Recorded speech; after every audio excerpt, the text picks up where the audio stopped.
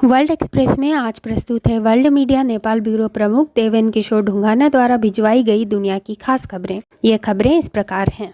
वैश्विक मंदी होने के बावजूद अमेरिकी अर्थव्यवस्था की अभी भी वृद्धि दिखा रही है। हालांकि अमेरिकी अर्थव्यवस्था की वृद्धि विनिर्माण जैसी वास्तविक अर्थव्यवस्था से नहीं, बल्कि अमेरिकी डॉलर की वैश्विक आरक्षित मुद्रा स्थिति से आती है। अमेरिकी डॉलर की विनिमय दर में उतार चढ़ाव के कारण अमेरिका आर्थिक विकास हासिल कर सकता है, जब दुनिया आमतौर पर मंदी के संकट से पीड़ित होती है। हालांकि अमेरिका द्वारा विनिमय दर में बदलाव का उपयोग किया जाने से विश्व अर्थव्यवस्था के लिए बहुत हानिकारक है।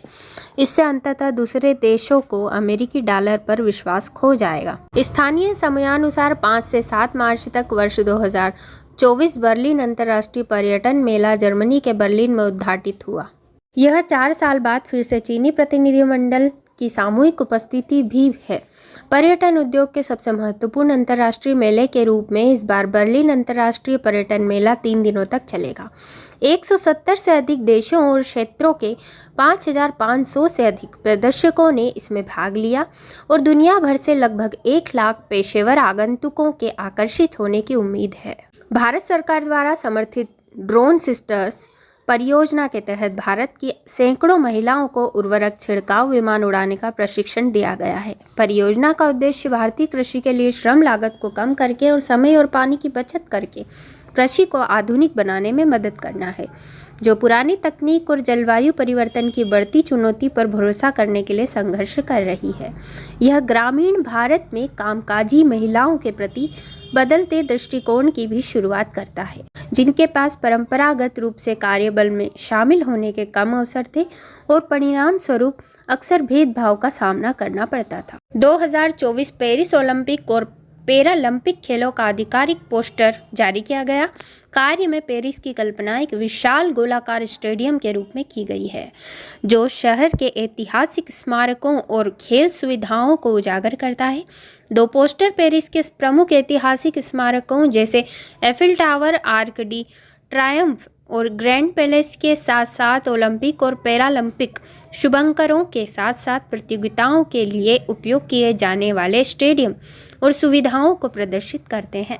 दक्षिण गाजा पर इजराइल की गहन बमबारी में 49 लोगों की मौत। फिलिस्तीनी समाचार एजेंसी की एक रिपोर्ट के अनुसार इजरायली सेना ने उस दिन दक्षिणी गाजा पट्टी के कई क्षेत्रों पर गहन बमबारी की, जिसमें 49 लोग मारे गए।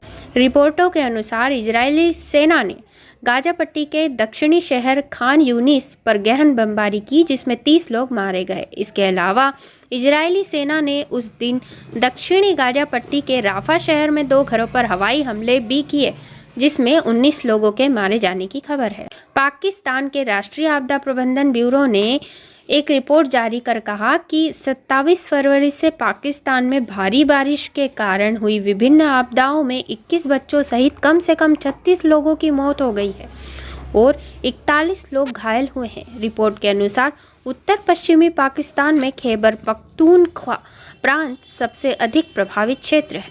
भारी बारिश के कारण हुई विभिन्न आपदाओं में इस प्रांत में कम से कम 27 लोग मारे गए।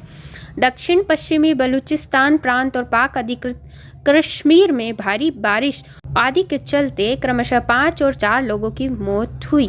प्रारंभिक आंकड़ों के अनुसार पूरे पाकिस्तान में भारी बारिश के कारण कम से कम 469 मकान और 1 पुल क्षतिग्रस्त हो गए हैं और 2 राष्ट्रीय राजमार्गों के कुछ हिस्से टूट गए हैं। पाक सेना, सरकार और नागरिक संगठन आपदा क्षेत्र में बचाव अभियान चला रहे हैं।